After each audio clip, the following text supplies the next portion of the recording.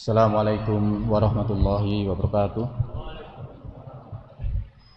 Alhamdulillah, alhamdulillahirabbil alamin.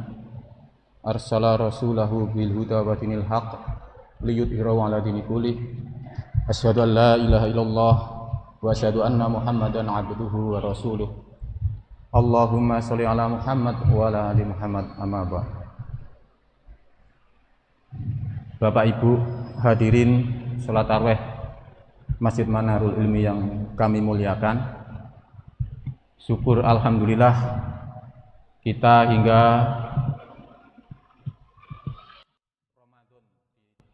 tanggal 28 ini masih diberi kesempatan oleh Allah untuk bertemu, untuk menikmati, untuk menjalankan salah satu amalan ibadah yang sangat luar biasa Allah khusus berikan kepada kita semua. Bapak Ibu, adik-adik mahasiswa yang dirahmati Allah, sebelum menyampaikan apa yang menjadi tema terkait dengan renungan menjelang Idul Fitri maupun halal bihalal, ya, barangkali saya mengajak ataupun bertanya begitu ya, saya sering merenung, ya. Kita ini adalah salah satu makhluk Allah, ya, di antara sekian luasan ciptaan Allah yang berupa alam semesta. Betapa luasnya alam semesta itu ba'da subuh hari Senin kemarin disampaikan oleh Ustadz Muhtadin, ya, yang kira-kira kalau kita sekarang di bumi itu tata surya begitu, kemudian tata surya itu bagian dari galaksi nanti ada grup, nanti ada super grup dan seterusnya, yang jarak ataupun luasan ini bisa miliaran tahun cahaya. Artinya kita Allah ciptakan menjadi bagian dari itu, dan kita diberi kesempatan untuk, ya, kalau punya ilmu silahkan menjelajah gitu ya, ke seluruh alam semesta ini kalau mampu. Lah, kira-kira sekemampuan apa sih manusia itu menerobos hingga ukuran sekian itu? Betapa kecilnya, misal itu kalau saya zoom, anggaplah masjid ini universe ataupun alam semesta, kita satu debu itu tata surya begitu. Lah kita mau nerobos ke sana ke situ, kira-kira bagaimana?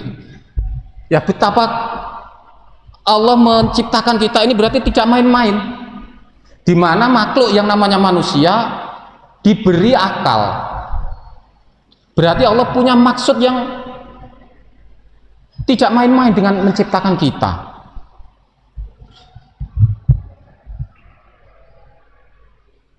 Jadi merenung seperti itu ya. Kita ini bagian dari itu, yang lain itu adalah makhluk atau benda mati. Kita ini hidup dan kita diberi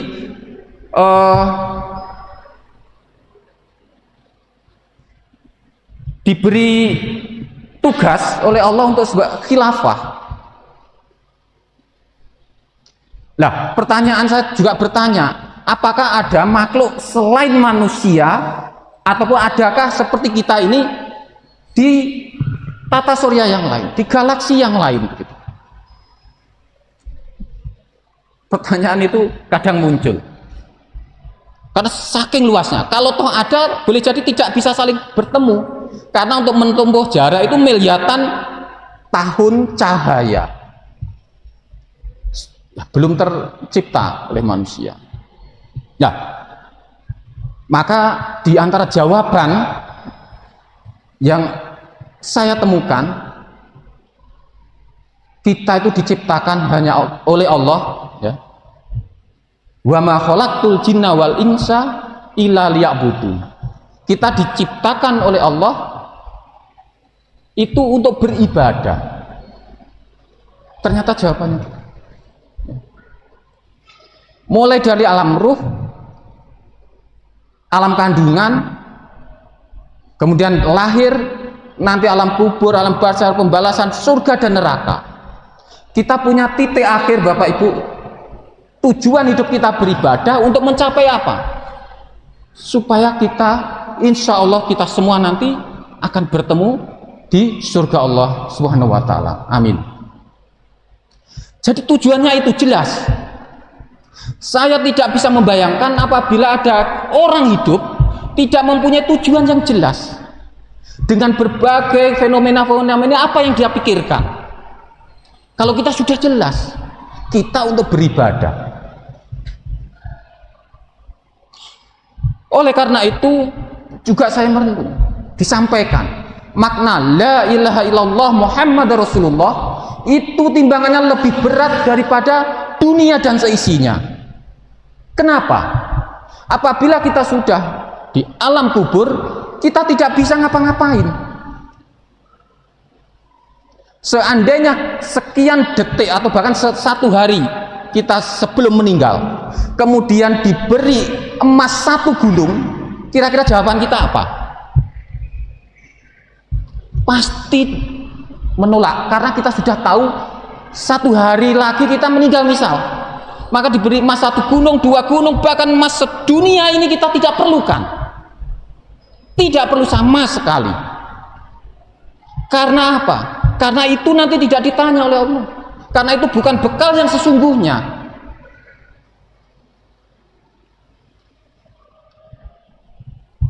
Oleh karena itu Allah ataupun kita selalu sampaikan bahwa la ilaha illallah Muhammad Rasulullah itu adalah setiap yang menjadi risalah para nabi. Dan itu diulang. Artinya setiap periode diberi kisah, setiap periode diberi kisah. Nabi sebagai anak, Nabi sebagai bapak, Nabi sebagai pengusaha, Nabi sebagai orang kaya, Nabi sebagai orang miskin, Nabi sebagai orang yang sakit-sakitan, Nabi orang yang sehat, orang yang ganteng, orang ada semua. Ya,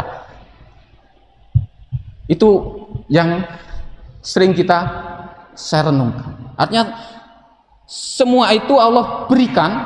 Bagaimana untuk mencapai surga diberi contoh. Ya, diberi contoh dan diputar lagi. Nah, semua makhluk kita ini selalu bergerak, bahkan bumi, tata surya kita juga bergerak, kan bergerak semua. Nah, ternyata itu adalah cerminan kita. Kita juga diberi satu kegiatan yang terus menerus bergerak terus, diulang terus, ya, untuk mencapai takwa kepada Allah tadi, ya. Jadi untuk mencapai surga tadi Allah tidak butuh benda, tidak butuh emas bergunung-gunung, tapi mana yang bertakwa. Supaya bertakwa tadi oleh Allah diberi sesuatu yang berulang, kisah yang berulang, termasuk kita ini berulang, yaitu apa? Misalkan sholat 5 waktu diulang terus,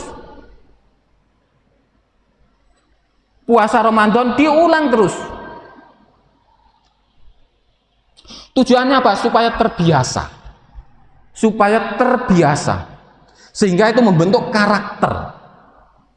Sehingga karakter manusia itu karena kebiasaannya. Kalau benda-benda tadi kebiasaannya langit, kebiasaannya matahari, kebiasaannya bintang, bulan dan lain sebagainya itu menjadi daerah edarnya, itu kebiasaannya. Kalau kita diberi kebiasaan, nah itu adalah karakter kita. Oleh karena itu, Bapak Ibu, kita diberi kerpean, ya, diberi kerpean kebiasaan itu supaya menjadi karakter kita. Nah, sekarang menuju ke renungan sebelum Idul Fitri, sebentar saja. Ya, jadi amalan atau kebiasaan yang berulang itu ditujukan supaya kita punya karakter seperti itu. Sebagaimana benda yang lain sudah punya karakter masing-masing. Hewan punya karakter sendiri-sendiri. Karakternya setiap hewan berbeda-beda. Nah, kita diberi karakter, diberi kebiasaan sholat, zakat, termasuk puasa Ramadan. Yang pertama apa menjelang Idul Fitri? Jadi mengingatkan kita kembali, yaitu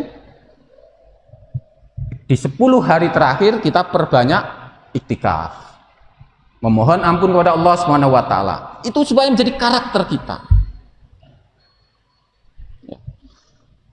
Kemudian terakhir nanti kita membayar zakat fitrah yang pasti, ya, karena kebiasaan tadi sudah kita sudah digembleng, ya, maka harapannya sudah bersih. Kebiasaan yang jelek menjadi kebiasaan yang baik, sudah bersih, maka dinyatakan sebagai orang yang bersih, sebagaimana lahir lagi, seolah-olah lahir lagi, muter lagi, kan begitu. Jadi setelah kita Ramadan ini kayak lahir lagi begitu, muter lagi. Nah, ada yang nyampaikan ini kita dicas dalam waktu 1 bulan, energi kita penuh sehingga bisa untuk berputaran kembali 1 tahun yang akan datang. Ngecas apa? Ngecas keimanan. Yang mana tiap hari juga sebenarnya dicas dengan sholat, setiap tahun dicas dengan Ramadan. Ya, disampaikan banyak hadis bahwasanya sholat tarweh, sholat tahajud, Lailatul Qadar, mengeluarkan zakat itu semuanya adalah menghapus dosa. Ya, ini sebagai amalan boleh katakan pribadi, betul ya. Sebagai amalan sosial, ya kita nanti saling mendoakan pada saat Idul Fitri, halal bihalal, silaturahmi dan seterusnya, kita saling mendoakan. Mendoakan apa? Ya, saling mendoakan supaya mudah-mudahan amal ibadah kita selama bulan Ramadan diterima oleh Allah Subhanahu wa taala. Oleh karena itu kita selalu menyampaikan pada saat kita bertemu di Idul Fitri, taqabbalallahu minna wa minkum. Semoga Allah menerima amal kita dan amal panjenengan semua. Saya kira itu yang bisa saya sampaikan, ya, mudah-mudahan ada manfaatnya. Wabillahi taufik wal hidayah. Assalamualaikum warahmatullahi wabarakatuh.